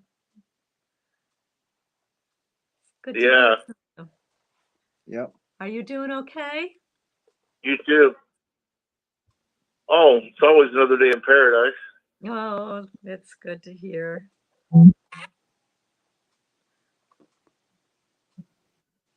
You guys doing any more traveling coming up?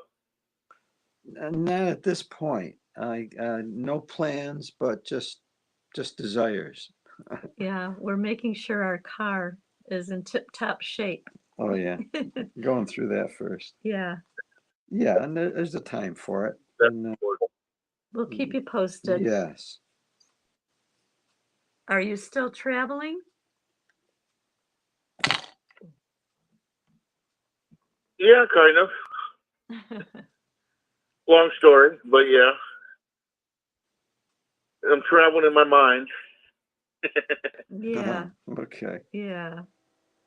I know you were in Florida there for a while. Yeah. Now I'm on Mars. It's pretty cool. It's get the colony going, so it's pretty cool. That's nice. I always wondered what it'd be like.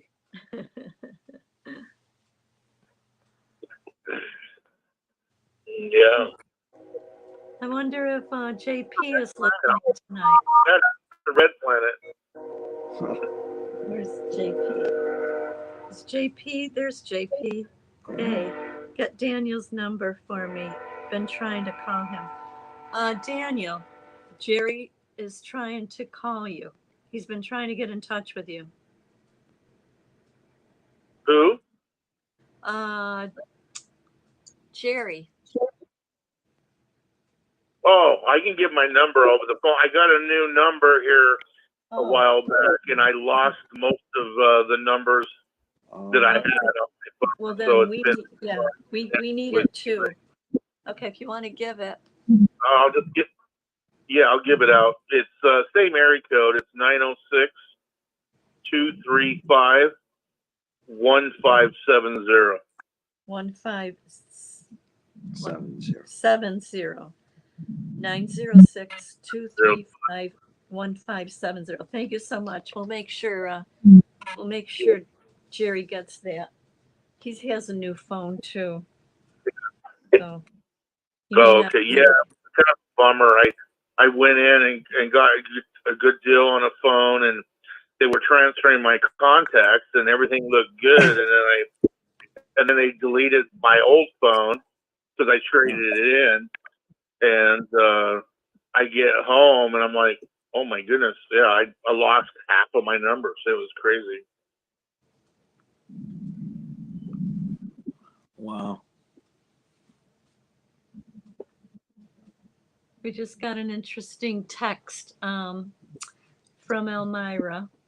Hey, Fran and Joe, you are making so many good points. Just let things grow organically. Time will tell what is truth. Don't need to take sides. Ask the questions, use critical thinking, and watch how things play out. Thank you. Good points. Yep. Yep. Hello, this is Grace. Hello. Hello, Grace. Can you hear me? Yes, just wanted to say that there will not be any Aposta Babe tonight, so sometimes Rick doesn't shut off the he has shut off YouTube, and we are still on the phone line. So if anybody wants to talk, and if Rick doesn't shut it off tonight, I will be on the phone line after you shut down the YouTube. Thank you. And I also want to say one more thing. That Joe, he said to me when I asked him about some people who were not looking nice in the eyes and things, and he said like I should focus on the light and stay positive, and I feel that really helped me. So thank you for the advice, Joe. So that's all from me. Thank you. Oh, well, thank you. Thank you, Yes, Grace. great. So Grace will be on the phone lines if anybody wants to call.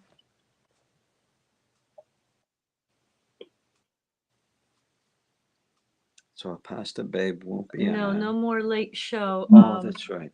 That's right. Yeah, we are the late We show. are the late show. We are the Oh. late show. Oh. Anyone still on with us? Carson show. Which one? Johnny Carson show.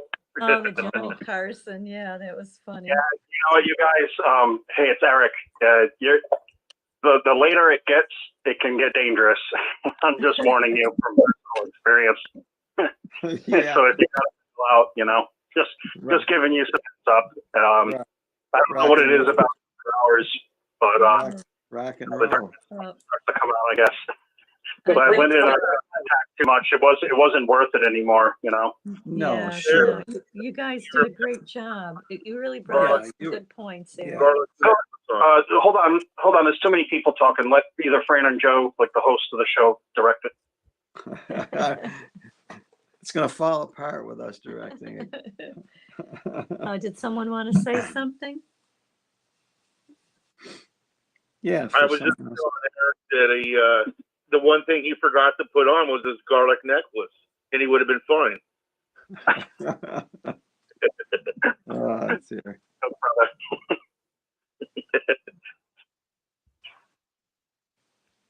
Yeah, I don't know how late we're going to stay up. We're getting tired. We're old folk. We need a rest.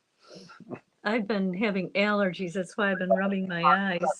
I'm more of a night owl, but I understand why Rick did it. We just, you know, if I can just give a comment, we all are coming here to expose Watchtower, to heal, to bring families together, to talk to people who are going through hard times, to keep suicides from happening, to keep people from losing their minds, to unite people not in a mind of thinking, but to unite in imitating Christ's qualities, because we can never do them perfectly. That's all we're trying to do, is just trying to be brotherly and sisterly to each other, and we're not here to fight with each other. We're here to love each other and to help each other through some hard times, because you've lost children and I've lost parents and family members, and you know, we just all want to heal from it, and that's what we're all here for. And you guys do a great job of it, and thank you so much for all your hard work and your activism. You're great friends to Desiree and I. And we love you guys. We feel the same way, Eric. You know, every day is every day is finding out something new, and we find out more about each other, find out good things, and we're thankful for that.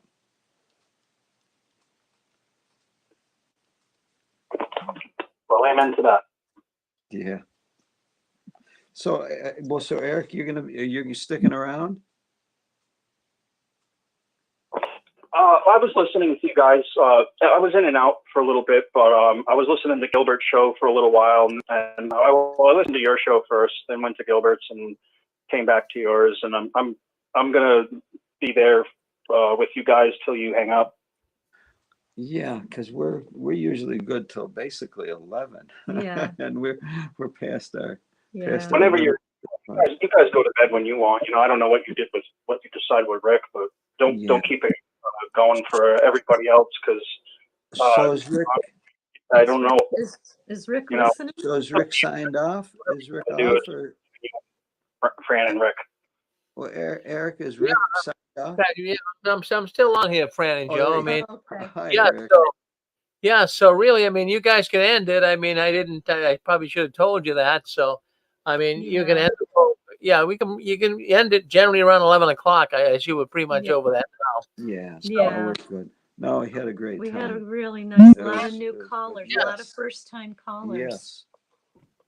Yeah, so it was very good. I mean, it was a very good program. So a lot of new ones calling in. So yeah, you guys can call tonight, and then that'll be it. We don't have the late night program like we did before. We eliminated that. It just got out of hand. Yep. Yeah, and you can get some decent rest. We'll get some health. Oh yeah, no, it makes it a lot easier here. Yes. Good. How's the weather there, Rick? Are you affected by the hurricane? No, really wasn't anything big. I mean, they make such a big deal out of it. It was crazy. I mean, I've seen wind blow a lot faster. I couldn't believe it. I mean, it was just outrageous. I think really the news station should be really brought on the table for that one. You know, people are changing plans. I talked to people that were doing this because of the hurricane. It wasn't a hurricane. It was crazy. I know. Yeah, I know. They need to be more specific if they could. I know they had some problems up in Nova Scotia, but but not down here. Yeah. Well, thank you all. Yes, thank you, Rick. Thank you, Rick. Thanks for All right, well, everyone thank you. coming in. We appreciate it, Fran and Joe. And yeah, so I should have probably told you. I'm sorry. It's been a hectic week here. I haven't been able to get a hold of a lot of people. It's But okay, Rick. It's okay. All right. Well, we'll end the program. Thank you very much, Fran and Joe. Yeah. Thank you. Love you. Love you. Good night. Great night. Good night now. Good Well, night. Fran and Joe out of New York, we do not have